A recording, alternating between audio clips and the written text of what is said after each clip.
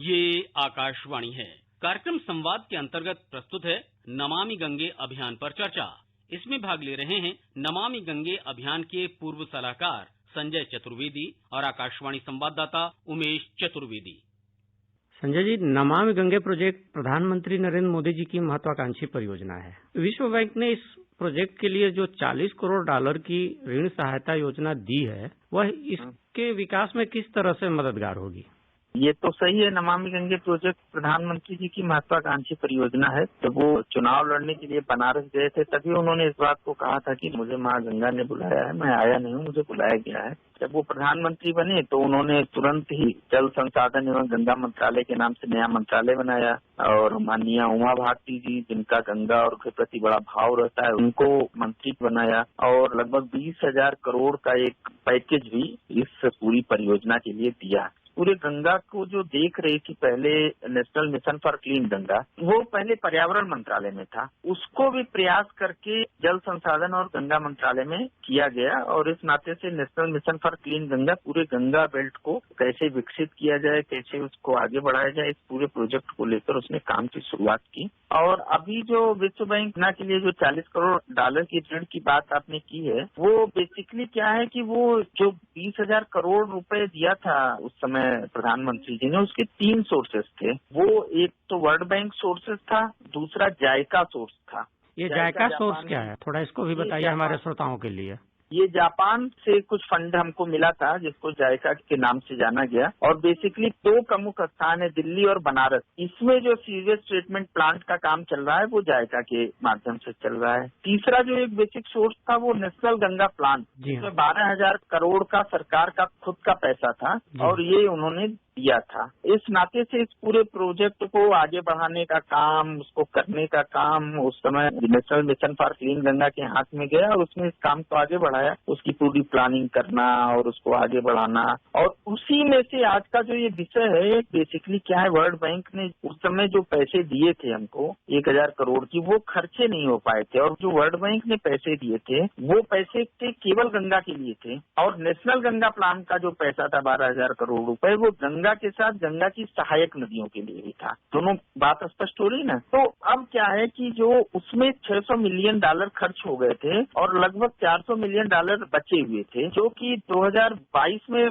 खत्म हो जाते, तो वो नए सिरे से उसको फिर विश्व बैंक ने दिया है नए तरीके से, क्योंकि पैसा वापस चला जाता, नहीं हो पाता, इस नाते से उसको नए तरीके से फिर से अनुमति लेकर फिर प्रोजेक्ट करके फिर वही पैसे हमको दोबारा मिले हैं। मुझे ऐसा लग रहा है कि इसमें जो सबसे महत्वपूर्ण अंतर है वो ये है कि अब ये जो $400 मिलियन हमको मिला है, ये ट्रिब्यूटी पर भी हम खर्च कर सकते हैं, इसकी अनुमति भी हमको मिल गई है। ये इम्पोर्टेंट बात है। ट्रिब्यूटी पर खर्च करना भी थोड़ा हमारे श्रोताओं को बताएं। गंगा गंगोत्री से लेकर गंगा सागर तक का एक मार्ग है, लेकिन इसके साथ बहुत सारी ऐसी नदियां हैं जो गंगा की सहायक नदियां हैं और जब तक हम गंगा को साफ करने की, गंगा के संरक्षण की बात करते हैं, तो जब तक गंगा के सहायक नदियों को संरक्षित नहीं करेंगे, उनको स्वच्छ नहीं करेंगे, उनको साफ नहीं करेंगे, तब तक गंगा पर केवल काम करना हमारे लिए निरर्थक समझा जाएगा। तो जो गंगा किनारे 20 हॉट स्पॉट हैं, जहाँ ज्यादा गंगा प्रदूषित होती है, चाहे नालों के जरिए चाहे सहायक नदियों के जरिए, तो उनको साफ करने की दिशा में ये काम होगा इस ऋण सहायता योजना से। थोड़ा सा विस्तार से और हमारे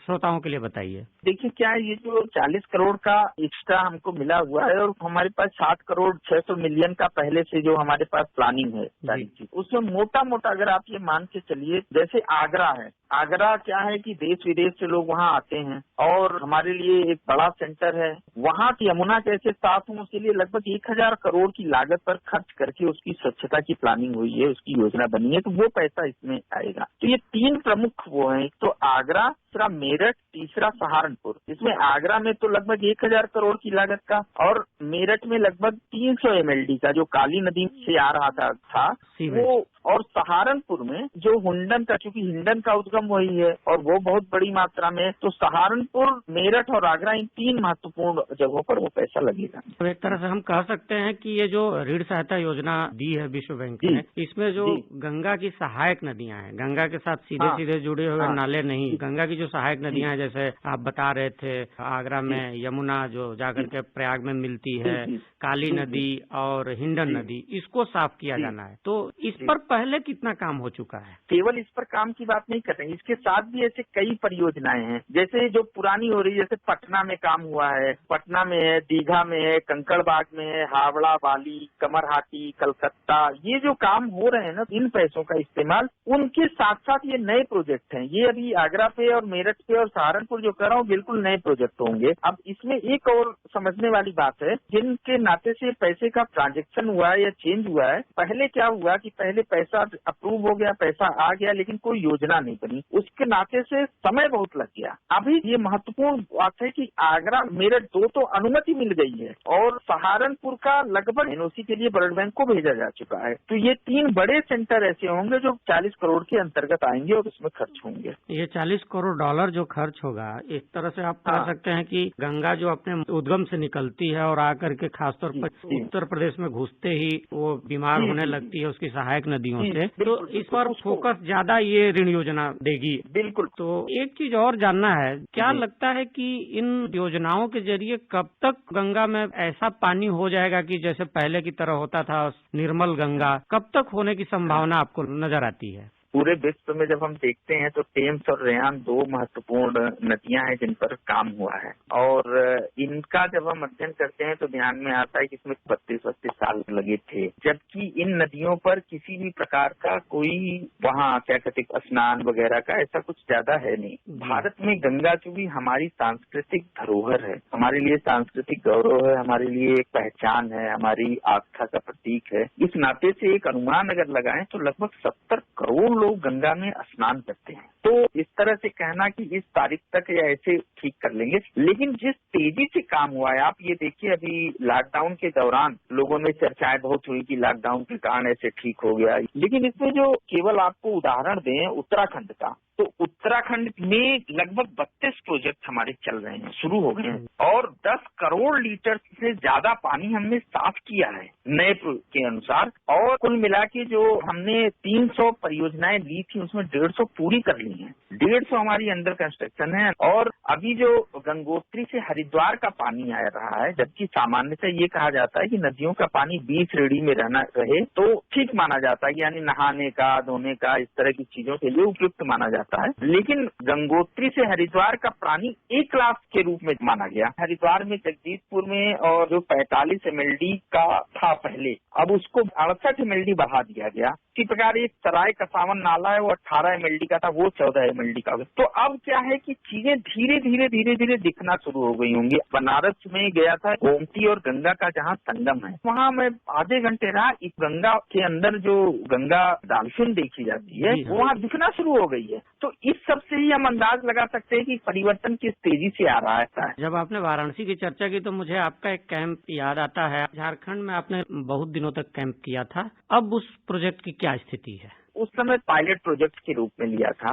पायलट प्रोजेक्ट के नाते से क्योंकि नई नई सरकार आई थी, नई नई चीजें थी, तो ये था कि कम से कम 2 हमें करके दिखाना है। तो हमने क्या है कि राजमहल और साहबगंज चूंकि केवल 80 किलोमीटर का पूरा बेल्ट पड़ता है, इस नाते से हमने उस 80 किलोमीटर के बेल्ट को कैसे साफ रखा जाए, स्वच्छ रखा जाए, और साफ और स्वच्छ के साथ साथ कैसे वहाँ एक मॉडल के रूप में दिखाया जाए। तो हमने 80 किलोमीटर में जो गांव पड़ते हैं उनको ट्रीट करने का, और जो वहाँ पर गंगा ग्राम बनाने का, ऐसी जो भी योजनाएं किया, और वो प्रोजेक्ट हमारा बड़ा सफल माना गया। ऐसा माना जाता है और हम लोग भी पढ़ते भी रहे हैं कि सबसे ज्यादा गंगा अगर प्रदूषित होती है तो कानपुर में होती है। अभी वहाँ क्या स्थिति है? कई चरणों में काम किया गया है। तो जैसे मान लिया हमने एक तो सीवरेज ट्रीटमेंट की स्थिति है, वो अभी प्रॉपर उसमें है, अभी हम कंप्लीट नहीं कर पाए हैं सारे। लगभग पूरे उत्तर प्रदेश में 52 परियोजनाएं हैं जो चल रही हैं। उन 52 परियोजनाओं में मुझे लग रहा है कि 2-3 सालों में ही हम उसको कंप्लीट करके वो हैंडओवर कर देंगे, और जब ये सारे हैंडओवर हो जाएंगे ना तो ज्यादा चीजें दिखनी शुरू हो जाएंगी। जैसे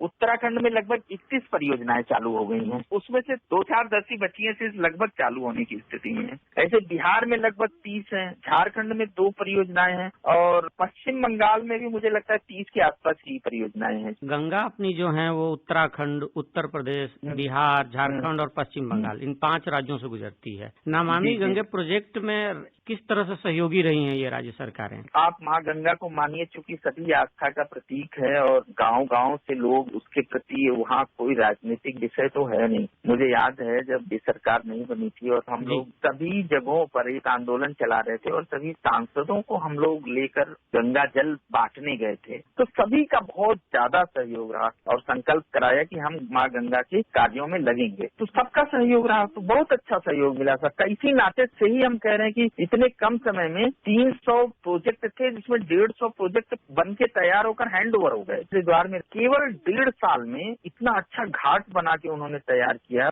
और national mission for clean Ganga के डायरेक्टर जनरल, वो स्वयं भावनात्मक रूप से बहुत माँ गंगा के साथ जुड़े हुए हैं और बहुत मेहनत से काम करते हैं। उनकी पूरी टीम बहुत मेहनत से काम कर रही है। तो निश्चित रूप से क्योंकि आप स्वाभाविक क्रम में काम करते हैं और भावनात्मक रूप से जिसके साथ जुड़कर काम करेंगे तो उसका रिजल्ट और अच्छा आता है। सभी 5 स्टेट में बहुत अच्छा काम हो रहा है। जनता का क्या रिस्पांस रहा, क्योंकि एक दौर में आप लोगों से भी बहुत मिलते थे? सरकारें तो अपना काम करेंगी ही करेंगी और कर ही रही हैं, मेहनत कर रही हैं, लगी हैं। लेकिन मेरा व्यक्तिगत रूप से मानना था, जब मैं पहली बार जुड़ा तो मुझे एक समझ में ये आया कि इस पूरे काम को तब तक हम नहीं कर सकते जब तक समाज का पार्टिसिपेशन नहीं हम लेते हैं, समाज का सहयोग नहीं लेते हैं। तो इस नाते से एक गंगा विचार मंच करके एक वो बनाया और हम लोग, माननीय मंत्री उमा भारती जी थी और हम लोगों ने गांव-गांव गए, लोगों के बीच में दसियों हजार लोगों के साथ संवाद स्थापित किया। क्योंकि कई बार योजना बना लेने में प्रॉब्लम हो जाती है कि नीचे की योजना और एयर कंडीशन में बैठ के, दिल्ली में बैठ के योजना बनाने में बड़ी प्रॉब्लम, क्योंकि अपने देश में भी तो 2 प्रकार के भारत बसते हैं ना, इंडिया अलग है, भारत अलग है। हम सब लोगों ने गांव-गांव प्रवास किया और गांव-गांव प्रवास करके वहाँ की स्थिति को देखा और समझा और कैसे लोगों को जोड़ा जाए इसके साथ। तो आज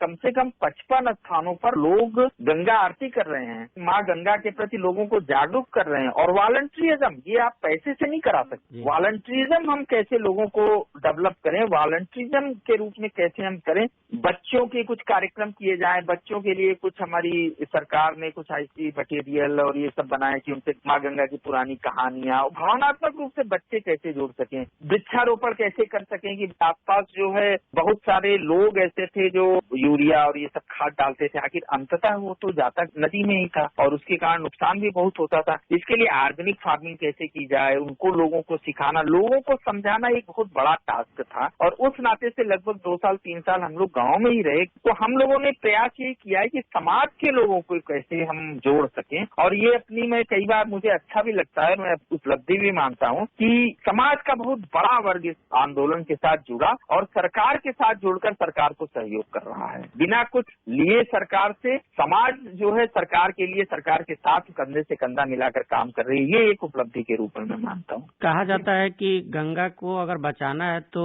उसकी निर्मल जलधारा को बने रहने देना होगा। इस पर क्या कहना चाहेंगे आप? माँ गंगा की विशेषता ही है निर्मलता, और ये सारा जो काम है वो काम ही निर्मलता को आधार बना के किया गया है। एक चीज जोड़ना चाहूंगा, निर्मल और अबाध धारा। अबाध धारा के बारे में जो बात आप कर रहे हैं, वो अबाध धारा के बारे में चूंकि आपको जानकारी होगी, चूंकि आप स्वयं गंगा का अध्ययन करते रहते हैं, तो मालवीय जी ने भी अंग्रेजों के साथ एक बार संधि करके और हरिद्वार से एक अबाध धारा का किया था। सरकार का भी संकल्प है कि आगे के आने वाले दिनों के लिए अबाध धारा जो है अबाध रहे। और इस पर ये थोड़ा सा क्या है, कई बार विवादित हो जाता है, कई चीजें हो जाती हैं, इसलिए हम लोगों ने निर्मलता पर ज्यादा फोकस करते हुए आगे बढ़ाई है। लेकिन अबाध पर भी निरंतर काम चल रहा है। जैसे कि एक महत्वपूर्ण चीज जो बहुत दिनों से छूटी जा रही है, शायद ये हो जाए तो बहुत इम्पोर्टेंट होगा कि एक गंगा लॉ बनाई। गिरधर मालवीय जी जो पूर्व जज हैं, उनके नेतृत्व में एक गंगा लॉ के लिए, गंगा के लिए कानून बने, इसकी एक कमेटी बनाई गई थी और उसको भी पटल पे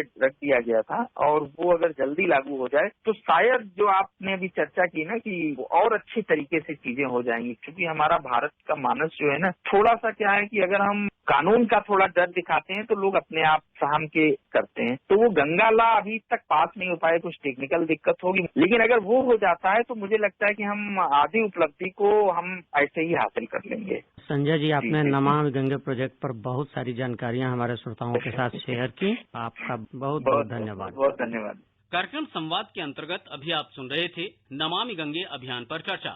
इसमें भाग ले रहे थे नमामि गंगे अभियान के पूर्व सलाहकार संजय चतुर्वेदी और आकाशवाणी संवाददाता उमेश चतुर्वेदी। ये कार्यक्रम आकाशवाणी के समाचार सेवा प्रभाग द्वारा प्रस्तुत किया गया। इसे आप हमारे mobile app news on AIR पर भी सुन सकते हैं। इस कार्यक्रम के संबंध में अपनी प्रतिक्रिया आप हमें ईमेल कर सकते हैं। पता है airnsdtalks@gmail.com। ये कार्यक्रम फिर से सुनने के लिए लॉग ऑन करें हमारी वेबसाइट newsonair.com।